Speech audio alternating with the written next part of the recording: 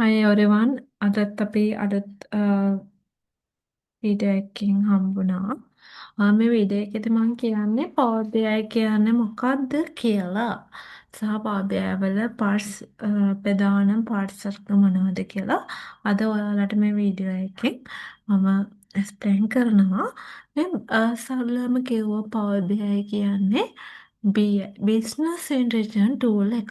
ඒ කියන්නේ business intelligent කියන ළමයි මේක බිස්නස් එකට අදාළ ඩිසිෂන් ගන්න තමයි මෙන්න මේ Power BI කියන powerful tool එක ඉන්ට්‍රොඩියුස් කරලා තියෙන්නේ.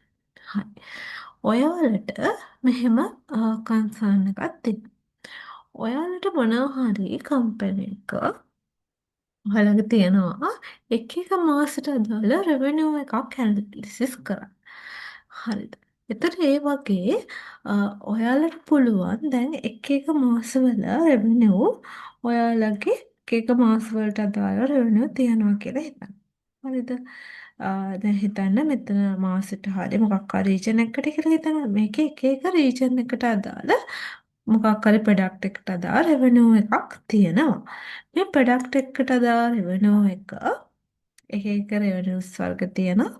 දැන් මේ රෙවෙනියු එක ඔයාලට පුළුවන් මේ ස්කියර් රෙවෙනියු එකේ ප්‍රොඩක්ට් රෙවෙනියු එක ගොඩක් වැඩියක් තියෙනවා. ඊට පස්සේ අපිට පුළුවන් මේ වගේ රීජන් එකකට අදාළ ප්‍රොඩක්ට් රෙවෙනියු එක ඇනලිසිස් කරලා ඒ බිස්නස් එකට අවශ්‍ය වැඩිම ප්‍රොඩක්ට් රෙවෙනියු එක තියෙන මේ රීජන් එකේ කියලා අයිඩෙන්ටිෆයි කරගන්න. අන්න ඒ වගේ සරල එක්සැම්පල් එකකින් මම ඔයාලට එක්ස්ප්ලেইন කරේ අපිට බිස්නස් එකට දැන් බිස්නස් රික්වයර්මන්ට් එකේ අවශ්‍ය නම් රීජන් වැඩිම රීජනල් ප්‍රොඩක්ට් රෙවෙනියු එක හොයාගන්න. ඊට පස්සේ රීජන් එකේ සමහර රීජන් වල වැඩි වෙලා තියෙනවා සමහර රීජන් වල අඩු වෙලා තියෙනවා. ඇයි කියලා අපිට ඇනලිසිස් එකක් ගන්න අවශ්‍ය නම් අපිට පුළුවන් මේ Power BI කියන tool එක use කරලා ගොඩක් ලේසියෙන් ගොඩක් powerful විදිහට බිස්නස් එකේ ඩිසිෂන් එක එයාලට අරන් දෙන්න. මේ වගේ ඔයාලට අවශ්‍ය ඕනම data analytics application එකකට අපිට මේ Power BI කියන එක use කරන්න පුළුවන්. real time data feed කරන්න අපිට පුළුවන් ඒ වගේම අපිට ඒ කියන්නේ එදිනෙදා අප්ඩේටඩ් වෙන අප්ඩේටඩ් ෂෙඩියුල් data ඇනලිසිස් කරන්න වගේ ඕනම data එකක් ඇනලිසිස් කරන්න මේ Power BI හරහා පුළුවන්. මේ Power BI කියන්නේ සරලවම කිව්වොත් බිස්නස් එක ඩිසිෂන් එකක් ගන්න. ඒ කියන්නේ බිස්නස් එක තීරණයක් ගන්න. බිස්නස් එක මේ ඇනලිසිස් එක දිහා බලලා එයා බලනවා මේ රීජන් වලින් වැඩිම කවුද තියෙන්නේ? ඒකට අදාළ එයා ඩිසිෂන් එකක් එතකොට එයාට ගන්න පුළුවන්. මේ වගේ මේකම සරල උදාහරණයක් කියලා. කරේ ඔය හිතන්නකෝ ඔයාලගේ මාසෙට අදාළව රෙවෙනියු තියෙයි කියලා. සමහර මාසවල කම්පැනි එකේ ප්‍රොඩක්ට් රෙවෙනියු එක වැඩි වෙලා තියෙනවා. සමහර මාසවල ප්‍රොඩක්ට් රෙවෙනියු එක අඩු වෙලා තියෙනවා. මේක දිහා බලලා ඇයි මේ මාසවල සමහර මාසවල අඩු වෙලා තියෙන්නේ? සමහර ඒවාල අප් වෙලා තියෙනවා. ඒ ඇචීව්මන්ට් එකට ගිහින් තියද නැද්ද? ඒ වගේ ඕනෙම ඩීප් ඇනලිසිස් එකක් මේ Power BI හරහා ඔයාලට ගන්න පුළුවන්. ඒක තමයි මේ Power BI කියන powerful tool එක use කරන්න. මේක introduce කරලා තියෙන්නේ Microsoft එක විසින්. මේ Microsoft එක විසින් මේ හොයාගත්ත Power BI කියන tool එක හරහා ඔයාලට ගොඩාක් business එක decision ගන්න පුළුවන්. මේක ගොඩක් එහෙම අපිට මේක use කරන්න පුළුවන්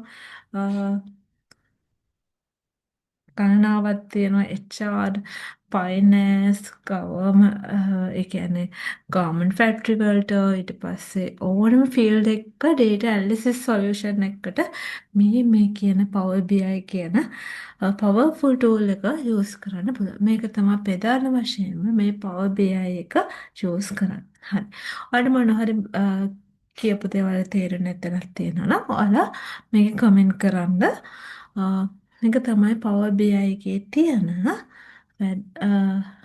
කේම වෙන දේ. Power BI එක මොකක්ද කියන එක තමයි මම දැන් ඔයාලට කියලා දුන්නේ. හරි. ඊට පස්සේ මම කියවනේ Power BI වල parts තියෙනවා කියලා. ප්‍රධාන parts තුනක් තියෙනවා.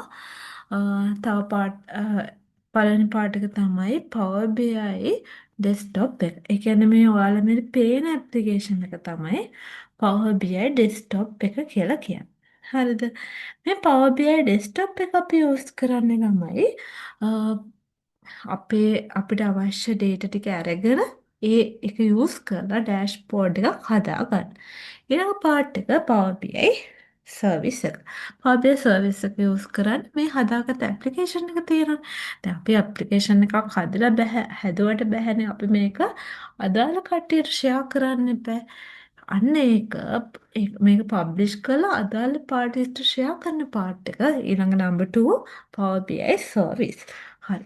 නම්බර් 3 තමයි Power BI මොබයිල් ඇප් එක. ඔයාලට පුළුවන් මේක Power BI සර්විස් එක through browser එකෙන් view කරනවා. වගේම ඔයාලට පුළුවන් ඊළඟ පාට විදිහට වගේ මොබයිල් ඇප් එකනොත් මේ ඇප්ලිකේෂන් එකේ මේ ඩෑෂ්බෝඩ් එක view කරන්න. නම්බර් 3 තමයි මොබයිල් ඇප්. ඔයාලගේ Android හරි Apple iPhones වල ඔයාලා Play Store එකට ගිහින් බලන්න Power BI ඇප්ලිකේෂන් එක ඔයාලට ඒකෙන් ඩවුන්ලෝඩ් කරලා ෆෝන් එකට ඉන්ටිග්‍රේට් කරගන්න පුළුවන්.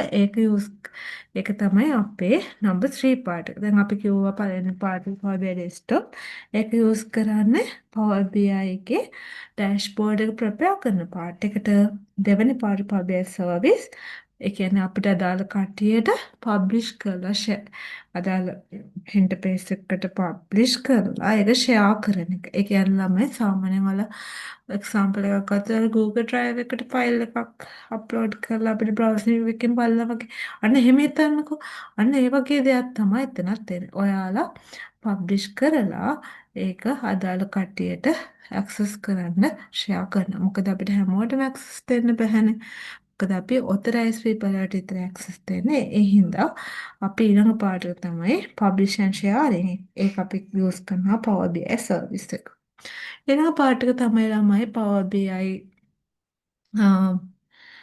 මොබයිල් ඇප් එකක් යූස් කරන්න පුළුවන් අපිට ඔය හදාගත්ත ඩෑෂ්බෝඩ් එකම මොබයිල් ඇප් එකක් through view කරගන්න. ඒක තමයි ප්‍රධානම තුන. තව එක්කෙනෙක් ඉන්නවා ගෙට්වේ කියලා. මේ Power BI ගෙට්වේ වගේ යූස් කරන්නේ අපි SQL database වගේ Oracle SQL වගේ database යූස් කරලා හදාගන්න ඇප්ලිකේෂන් එකක්